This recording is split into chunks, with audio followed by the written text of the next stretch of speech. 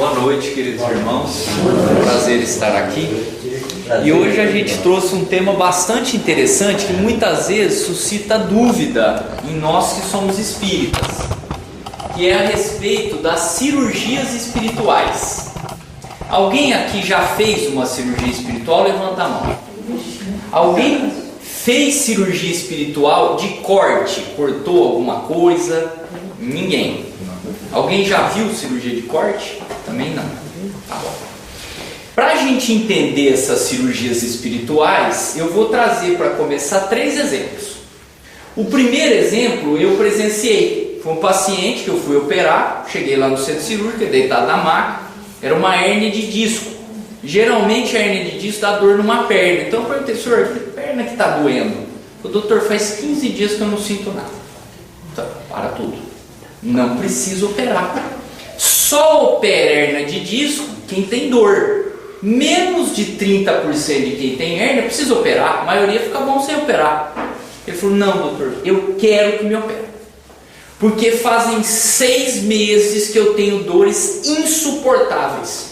Demorou para fazer a ressonância, demorou para passar em consulta, demorou pré-operatório, demorou para chegar à cirurgia. E se essa dor voltar, eu não sei o que eu vou fazer.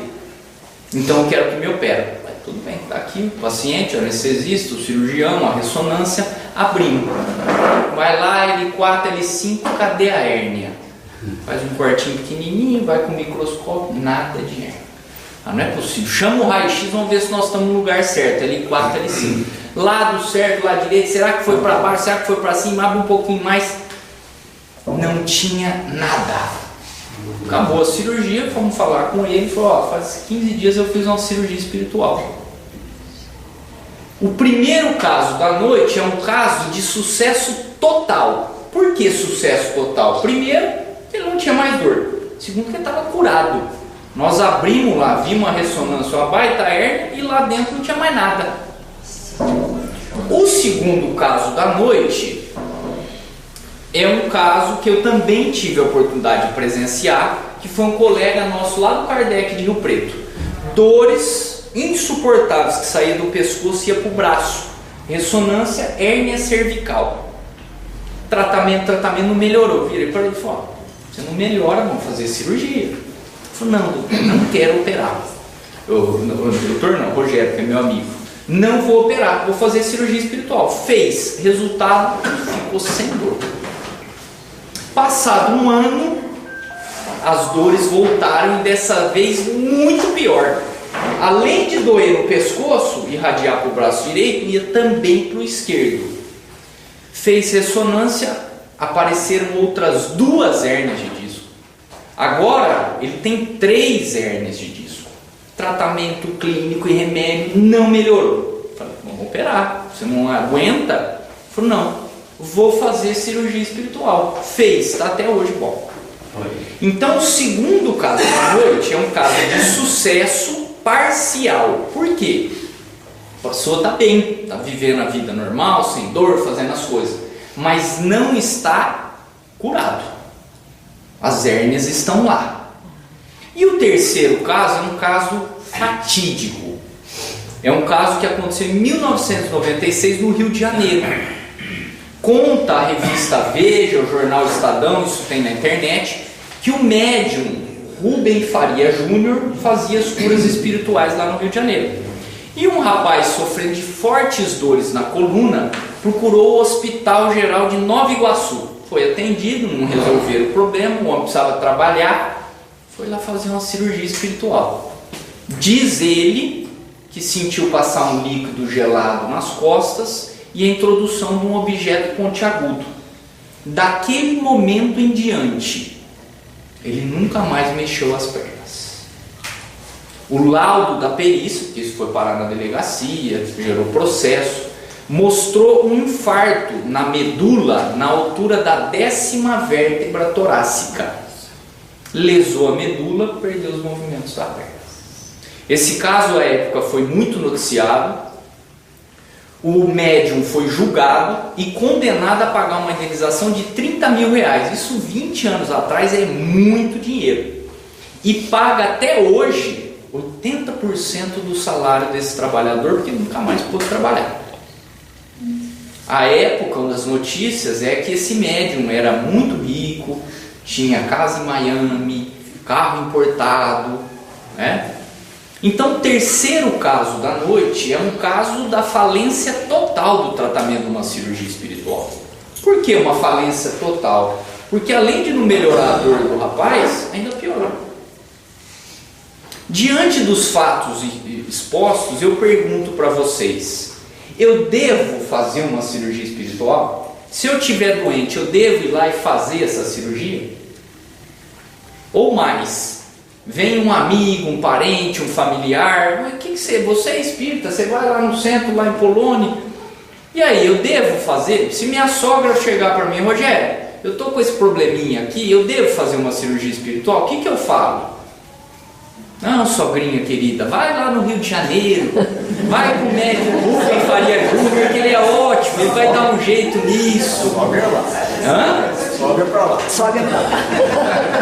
Não, tem a sogra, não dá jeito. Então nós vamos tentar responder essas perguntas hoje. E para responder essa pergunta, a gente procurou um livro do Divaldo Pereira Franco, pela psicografia do Divaldo, e quem dita é o espírito do Manuel Filomeno de Miranda. Alguém conhece essa dupla? É muito famosa, tá? Tem vários livros estudiosos da obsessão, que é quando um espírito desencarnado quer prejudicar alguém que está aqui encarnado. Num dos livros, que se chama Trilhas da Libertação, o Manuel Filomeno de Miranda, que é espírito, conta que a equipe do Dr. Bezerra de Menezes foi chamada à Terra para ajudar um centro de uma grande cidade, uma grande capital, não fala qual, que o centro estava enfrentando problemas com as curas de cirurgia espiritual. Assim que eles chegaram, eles já perceberam com a visão espiritual o clima hostil dentro da casa espírita, baixo padrão vibratório dentro da casa espírita. O diretor espiritual da casa recebeu eles, né? Falou: olha, o médium, que é o Davi, ele tem dado preferência aos fenômenos da mediunidade de cura, aos verdadeiros preceitos espíritas. Como são muitas curas, vem muita gente, ele ficou muito famoso e entrou num processo grave de autoexaltação, achar que ele era o melhor do mundo. Como fazia muitas curas, ganhava muito dinheiro, o Davi começou a olhar muito mais para o lado material e, com os seus problemas de moral, começou a descambar para o problema da sexualidade e do alcoolismo. Esse era o médium que fazia as curas. A fila enorme, eles observaram que cobravam fichas das pessoas, justificando que a cirurgia gastava instrumental e que quem pudesse ajudar tinha que contribuir com dinheiro. Quem fazia as curas era um médico alemão desencarnado, o espírito do Dr. Hermann Grass, que foi um hábil cirurgião da Primeira Guerra Mundial, mas também pensando em dinheiro, cometeu muito aborto. Quando ele desencarnou, foi direto para a região do umbral, perseguido por aqueles espíritos que ele tirou a vida. Quando o Dr. Hermann conseguiu se equilibrar, ele chamou o Davi, falou: Davi, nós fizemos muita coisa errada na outra encarnação. Você reencarna com o dom, que foi lido aqui, da mediunidade. E eu vou fazer as curas espirituais para você. E assim foi. E o Davi começou super bem, curando um monte de gente, até começar a ter esses problemas. Assim que o Davi apontou na sala, o Dr. Hermann já incorporou nele.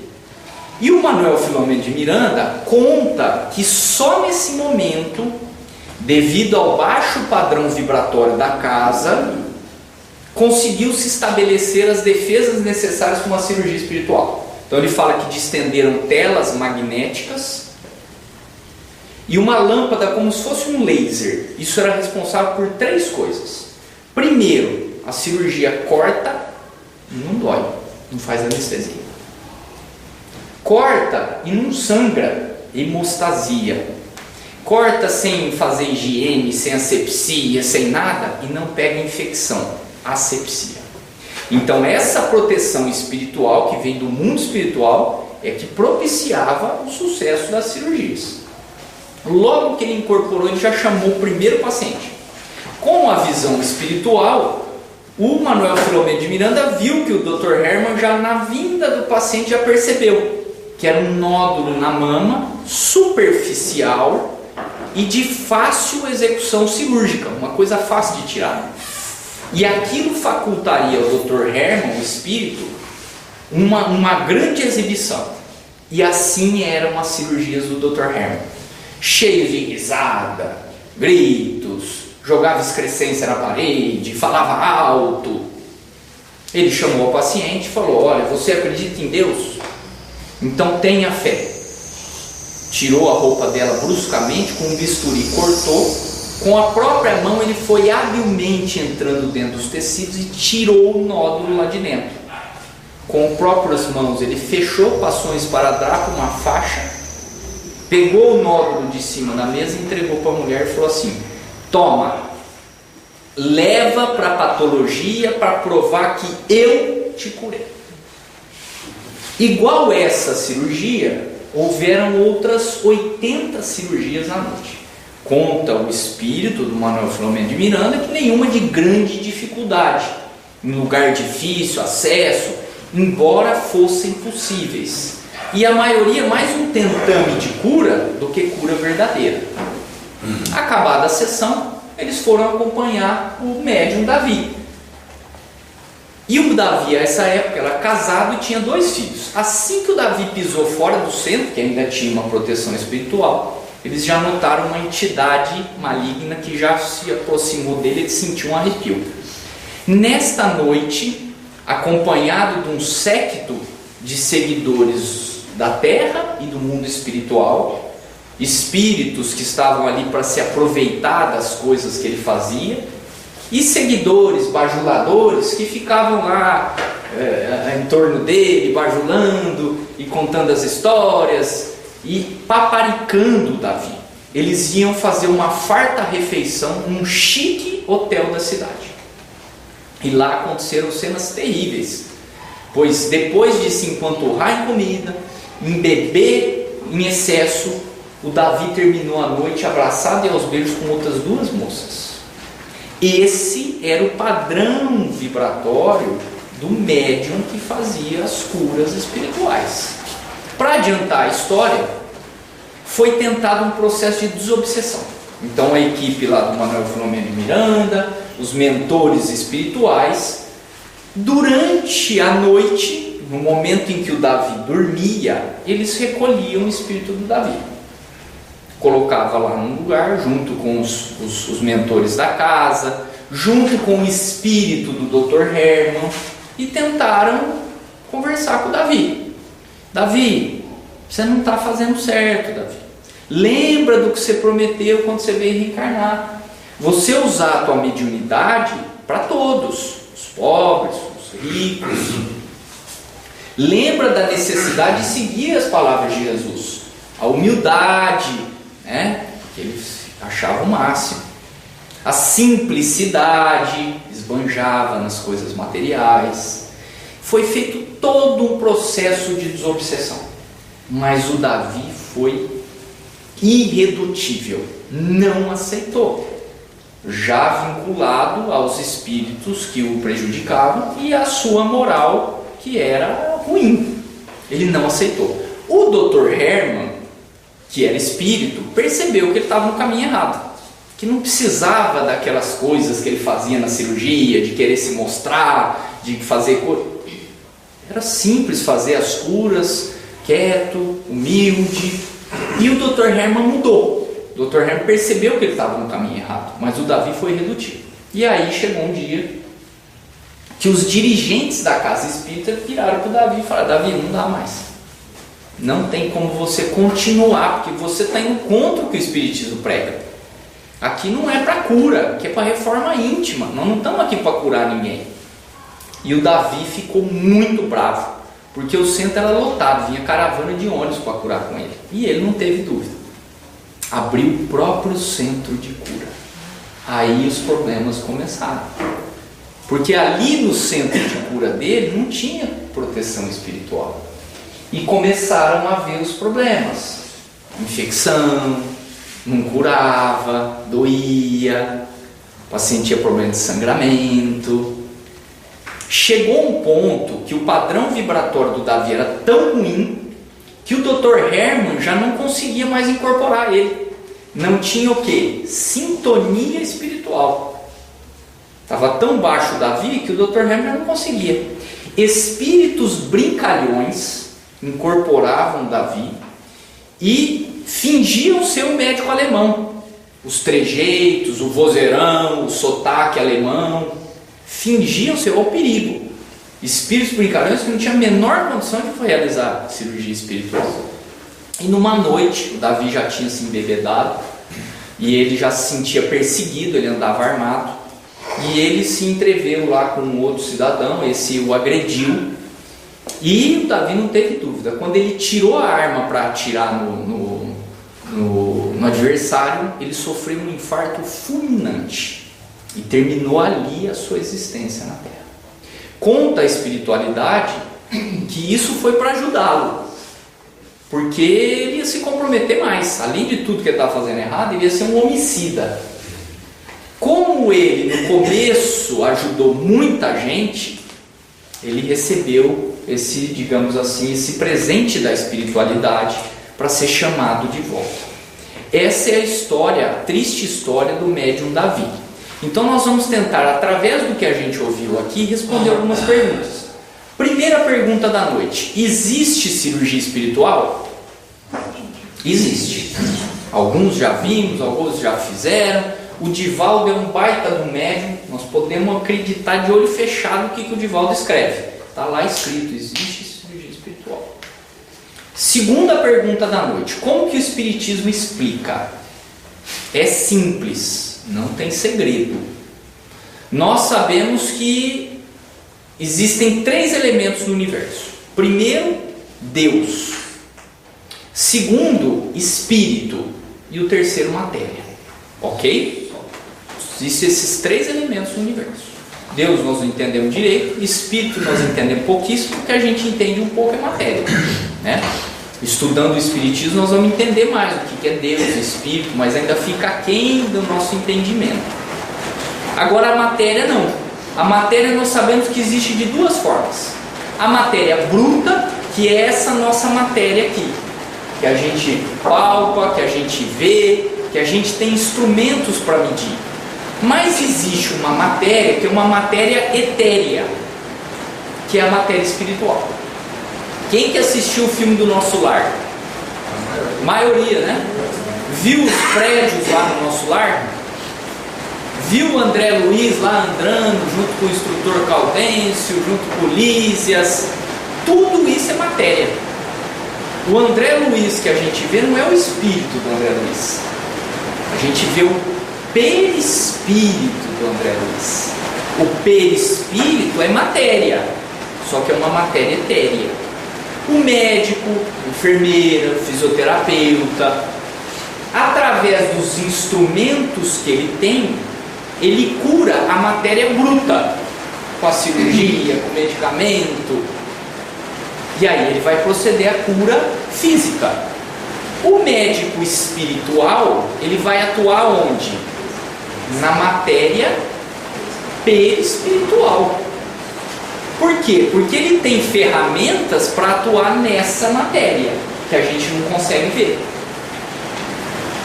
Então, o caso, por exemplo, daquele senhor que foi fazer a cirurgia de hérnia e já estava curado. Ele manda uma carta lá para o Centro Espírita do Rio de Janeiro. Sou o senhor fulano de tal, moro em São José do Rio Preto. Fiz exame, estou com hérnia de disco, estou com dor insuportável. Gostaria de tentar fazer uma cirurgia espiritual. O Centro do Rio de Janeiro recebe a carta dele e responde: pois não, seu fulano de tal, é um prazer atendê-lo. Se prepare, pois no dia tal, hora tal, Os nossos médicos espirituais irão aí na sua casa te operar. Nesse dia, faz um jejum, come uma coisa leve, não ingere álcool, faz uma oração, põe uma música leve, suave, e à noite o senhor será operado. Os espíritos saem lá do Rio de Janeiro, vão na casa dele e operam o perispírito. No outro dia ele sente alguma coisinha, às vezes quem faz da próstata sai um pouquinho de sangue na urina, quem faz do intestino sente um mal-estar. Ou mexeu no perispírito, cura o corpo físico. Numa outra encarnação, eu fui lá e dei um tiro no coração de uma pessoa. Na hora, pela lei de ação e reação, que vocês conhecem, né? Não preciso explicar. Lei de ação e reação. Eu vou receber aquilo que eu fiz. Existe uma marca no meu perispírito, na área do coração. Aí eu desencarno. Chega lá em cima, cara, não acredito. Eu tinha prometido não matar ninguém nessa encarnação. Consciência pesada. Agora eu vou ter que voltar e eu tenho que me policiar, e eu tenho que pagar minhas dívidas. Mas o meu perispírito está marcado. Quando eu vou reencarnar e vai juntar lá o óvulo da mãe com o espermatozoide, quem que guia a formação da nossa genética física? O perispírito. O perispírito é o guia da nossa formação genética. Aí eu estou lá nos meus 50, 60 anos, problema cardíaco. Aí a gente, puxa vida, eu faço tudo certinho, eu faço caminhada, eu não como colesterol, eu não tenho diabetes, eu não tenho colesterol, eu manero, e vem esse problema cardíaco. Por uma coisa que eu fiz numa outra encarnação. Então o perispírito doente causou a doença física. Gente, não é porque eu tenho problema no coração que eu dei um tiro no coração de alguém. É um exemplo. Tá? Uma vez eu fui fazer a palestra, a pessoa quase estava morrendo de... Eu matei alguém, quem foi? Não matou ninguém. É um exemplo, tá bom? Então esse problema do perispírito vai causar um problema físico. Se eu tiver o meu perispírito curado, eu não tenho o problema físico. Alguém viu lá no Evangelho, já que a gente lê o Evangelho sempre, Jesus foi fazer uma pregação, subiu no alto do morro, e quando estava começando a pregar, teve um acesso de tosse, uma crise asmática, e teve que cancelar, ficar 2 meses de repouso no deserto. Não. Jesus tinha um problema sério de reumatismo na perna. Jesus não teve doença. Vocês podem ter certeza, porque a doença vem do nosso perispírito. E como que era o perispírito de Jesus, ou como é o perispírito de Jesus? Puro. Jesus não tinha doença. Agora, nós estamos tudo estupiados, né? Pra falar a verdade. Por quê? Porque o nosso corpo é reflexo do que a gente é. Então a cirurgia espiritual, ela vai ser feita no perispírito. Mas espera aí. E essa cirurgia que vem, corta, abre, tira, tem na internet lá o João de Deus, lá em Abadiana.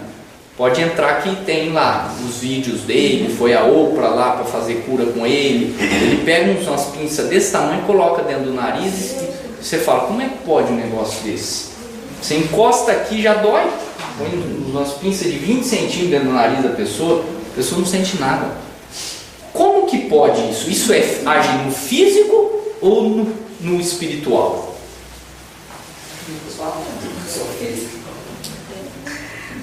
E aí? No físico ou no espiritual? Está cortando, está abrindo? No físico, né? Quem respondeu físico está certo. Quem respondeu espiritual também. Existe uma substância que está entre a matéria bruta e a matéria etérea, que chama-se ectoplasma. Esse ectoplasma, médiuns de cura e médiuns de efeito especial, aqueles que fazem materialização, junto com a ajuda de espíritos que facilitam a doação do ectoplasma, você consegue moldar a matéria.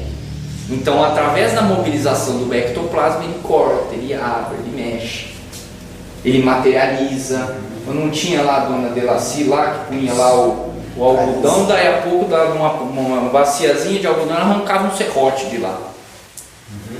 Não tinha serrote ali dentro. É essa substância, que é o ectoplasma, que ela molda e transforma numa coisa física de acordo com a sua mente. Isso só é capaz quem tem essa mediunidade.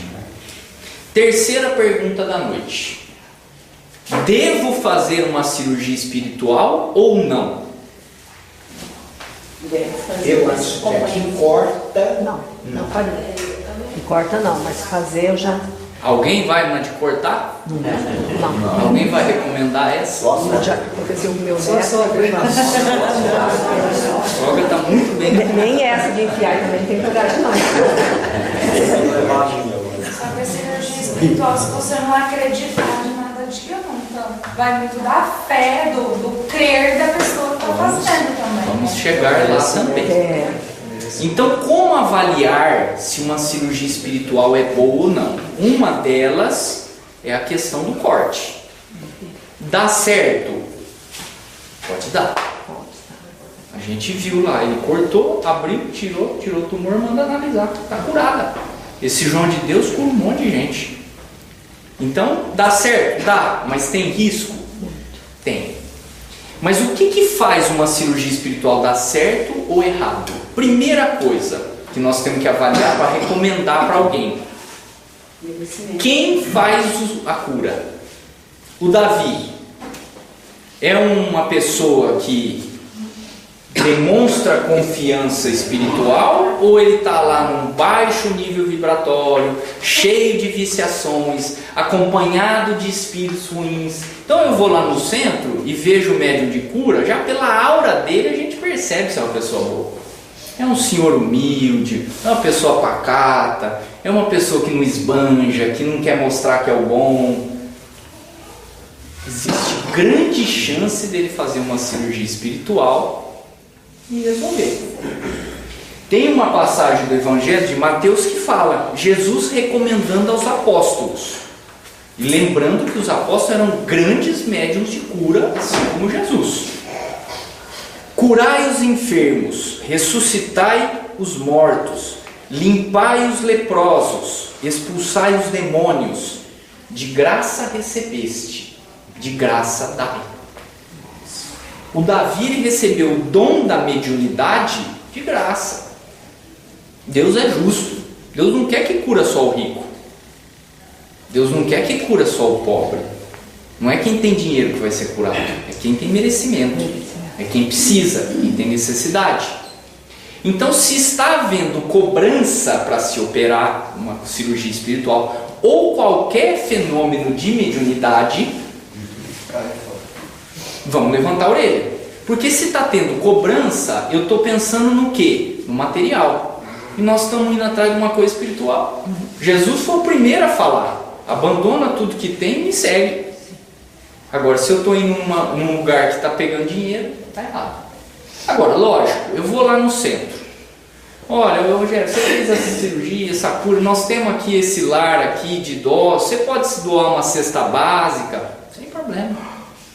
Pode doar um pacote de fralda geriátrica, você pode fazer uma doação? Sem problema. Ninguém vai vender pacote de fralda para comprar carro importado em casa em Miami.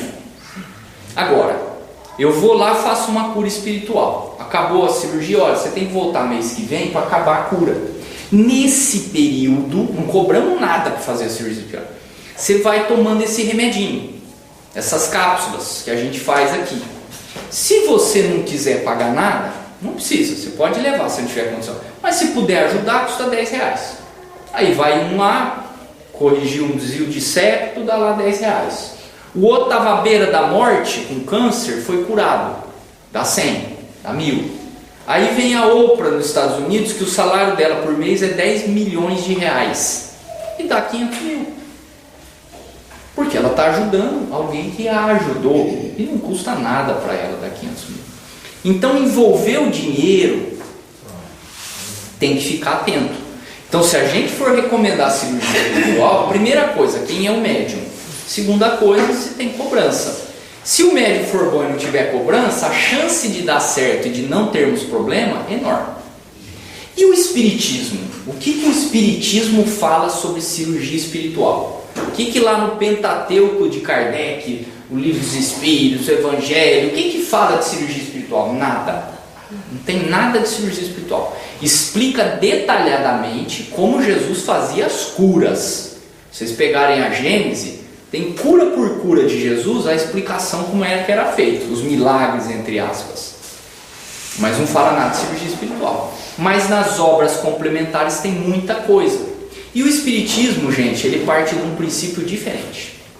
Ele fala assim, ó, todos os nossos problemas, todas as nossas doenças, elas são oriundas de falhas no nosso caráter, de erros que cometemos no passado ou que estamos cometendo agora, e que todo o sofrimento que a gente tem é importante para lapidarmos o nosso espírito. Então, uma pessoa que tem uma doença e vive pensando e vive só indo atrás da cura, pode estar no caminho errado. Ah, Rogério, mas como assim? Se eu tenho uma doença, eu não tenho que me tratar? Não é isso. Você tem que se tratar, você vai no médico, você vai no fisioterapeuta, você vai fazer exame, se tiver que ir para Rio Preto, se tiver que ir para São Paulo, você vai se tratar. Mas o objetivo de se tratar não pode ser o pensamento fixo na cura. Porque enquanto eu tenho essa doença, eu preciso aprender alguma coisa com ela. Então eu vou rezar: Deus, meu Pai, me cura dessa doença que eu não aguento mais. Está errado. Deus, me dê paciência, me ajuda, eu estou com muita dor, me dê calma, ilumina o médico que vai fazer o tratamento. Porque muitas vezes o que a gente tem não é nem tão grave, mas a gente quer ficar curado porque tem vergonha da doença, porque acha que a doença está limitando. Então tem diabetes, não pode comer açúcar e coisa gordurosa. Não pode. Ah, mas eu estou magro e tenho diabetes. Eu vejo a minha vizinha que está gorda lá e não tem, come um monte de coisa e não faz mal. Peraí, eu estou querendo uma coisa que não é o que eu preciso. Eu preciso ter paciência, eu preciso ter disciplina. Pô, se a doença veio para me ensinar disciplina e eu sou indisciplinado, o que eu estou aprendendo com ela? Não estou aprendendo nada. E eu vou continuar sofrendo com essa doença. Então devemos ir atrás da cura, mas devemos entender que a doença tem que nos ensinar alguma coisa. Uma vez que eu aprendi aquilo, meu espírito se aperfeiçoou, meu perispírito está curado e meu corpo vai ser curado. E isso não vale só para a doença, meus amigos. Isso vale para todos os problemas que eu tenho.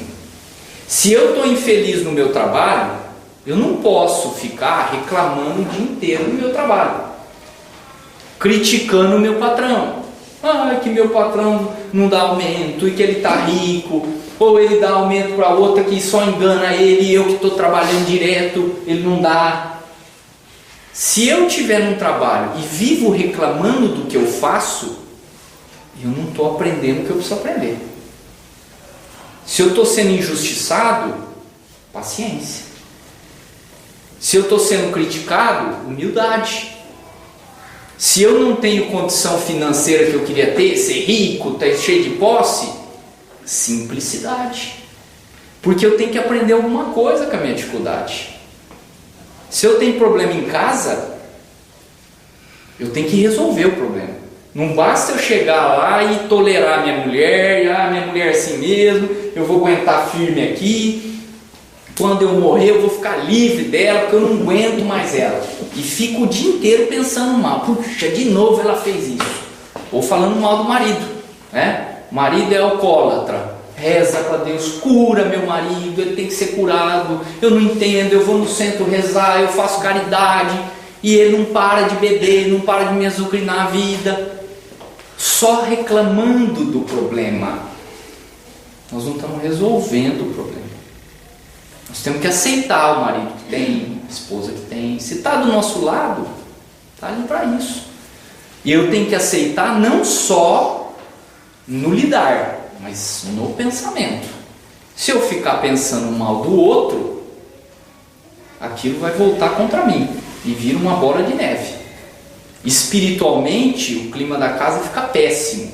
O clima do trabalho fica péssimo. E eu não vou ter força para superar aquilo que Deus mandou para mim, que é a minha necessidade de mudança pessoal.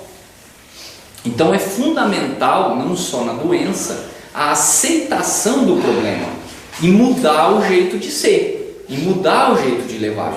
Olha como o Chico Xavier é diferente do que a gente pensa. Tem um pinga-fogo com o Chico Xavier, que o entrevistador fala para ele, tem lá na internet mesmo, tudo tem na internet, hein, gente? Se eu falei alguma coisa, vocês vão pesquisar na internet para ver se está certo. E aí o entrevistador pergunta para o Chico: Chico, você tem um problema na visão há anos. O médium, antigamente, que era o Zé Arigó, recebia o Dr. Fritz, falou que ele pode te curar com uma cirurgia espiritual. Chico, por que você não vai e faz? E o Chico virou para ele. O Chico sofria terrivelmente com a visão. Ele saía de Uberlândia lá naquela época, década de 70, 80, pegava um ônibus e ia para São Paulo fazer tratamento, aplicações de injeção no olho, voltava, chegava à noite e ia para o centro psicografar. Sofreu demais. E o Chico falou: olha, eu sei que o Zé Arigó pode me curar, mas eu sei também da importância que é essa doença para mim. Então eu estou tratando, eu estou levando, e essa doença da vista é importante para eu manter focado no que eu vim fazer na Terra, ajudar o outro, praticar a psicografia, que é a mediunidade. Olha o tanto de livro que ele deixou. E mais, ele era muito brincalhão. Essa doença eu estou acostumado. Às vezes, se eu ficar curado dessa, vai vir uma outra, porque meu espírito é ruim. Então eu prefiro ficar com essa que eu já estou acostumado. Olha a cabeça do Chico. A gente toca o pé num negócio ali, bate o dedão do pé, xinga até a 10ª geração e quer arrumar confusão. Um carro fechou a gente na rua, você já abre o vidro e quer... Por quê? Por causa da nossa condição moral, condição espiritual. Como que desencarnou o espírito do Chico Xavier? Livre, leve, solto. Porque cumpriu com a necessidade que ele tinha na Terra. Sofreu muito. Quem conhece a história do Chico é impressionante. Mas até Jesus sofreu muito mais do que a gente. Então nós temos que aceitar as nossas dificuldades. A Marlene Nobre, que é uma médica e espírita, fala exatamente o que foi falado aqui. O centro espírita, ele não é consultório médico. Aqui nós estamos para aprender a reforma íntima, mudar. Tem a cura através do passe da água frutificada. Aonde que age o passe e a água frutificada? No perispírito, na energia. Isso aqui já é cura. Se for fazer cirurgia espiritual, não fazer de corte, porque tem um risco. Tá? Então, meus queridos irmãos, algumas coisas nós temos que aprender com as nossas dificuldades, porque isso vai nos trazer uma elevação espiritual de forma que a gente não sofra nessa e possivelmente em outras encarnações. Para finalizar o nosso bate-papo, que já está ao adiantar da hora, eu vou dar um exemplo aqui para vocês. Fiz uma cirurgia espiritual, não fui curado. Minha vizinha lá, que a casa dela é uma bagunça, vive batendo o marido, xingando as crianças, chega segunda-feira, está cheio de caixa de cervejas, lixo, é uma bagunça, não vai numa religião, padrão vibratório terrível, fez a mesma cirurgia que eu, que vou lá no centro, que faço a palestra, que vou lá fazer a sopa, foi curada. E aí? O que vocês me falam? Como é que pode um negócio desse? A nossa colega falou: fé? Não pode ser. Nem rezar ela não reza.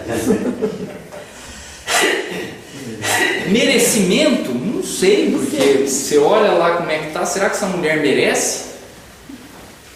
Mas não pode também só se você achar que é bonzinho, você vai ganhar enquanto não. Você fica sendo arrogante. Muitas vezes é necessidade. Então a coisa para ela está tão ruim, ela tem tantos problemas, que essa doença que para mim é um absurdo, e eu não aprendi nada com ela, porque eu continuo orgulhoso, eu continuo egoísta, e eu não aceito a minha doença, para ela não é nada. E mais, às vezes a espiritualidade, entendendo que ali podia acontecer uma coisa pior, se ela continuar com essa doença, sei lá, matar o marido, mandar as crianças embora, curou a pessoa por uma necessidade. Então a cura espiritual, ela vai longe. Ela depende da fé? Muito, muito. Ela depende do merecimento? Mudei, aprendi, revigorei? Depende, mas depende também da nossa necessidade. Se eu não aprender com as minhas dificuldades, eu vou sofrer. Então se eu trouxer aqui um prato aqui, tipo um arroz, feijão, carne, e do outro lado eu pegar uma bela de uma taça com sorvete, com aquelas coberturas em cima, aqueles docinhos em cima, né? Que a gente toma, que a gente vê na sorveteria, e chamarmos uma criança de 5 anos de idade.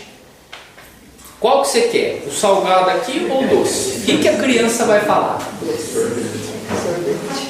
Café da manhã, almoço e jantar. Concorda comigo? Que criança que vai querer ir pro prato de comida? E aí o que a gente faz? A gente chama o nosso filho, né? Filho, geralmente fala filho com paciência no começo, né? Filho querido, entenda. Primeiro, o salgado. Por quê? Porque se você comer o salgado, você vai ficar forte, você vai crescer, você vai poder estudar, aprender, ser alguém na vida. Então, filho, coma primeiro o salgado e depois que você comer o salgado, eu vou te dar o doce. Não é assim que a gente faz? É bem assim, não é? Geralmente a gente nem mostra o doce. Para não criar problema. Eu não como. Exatamente. E Deus faz a mesma coisa com a gente.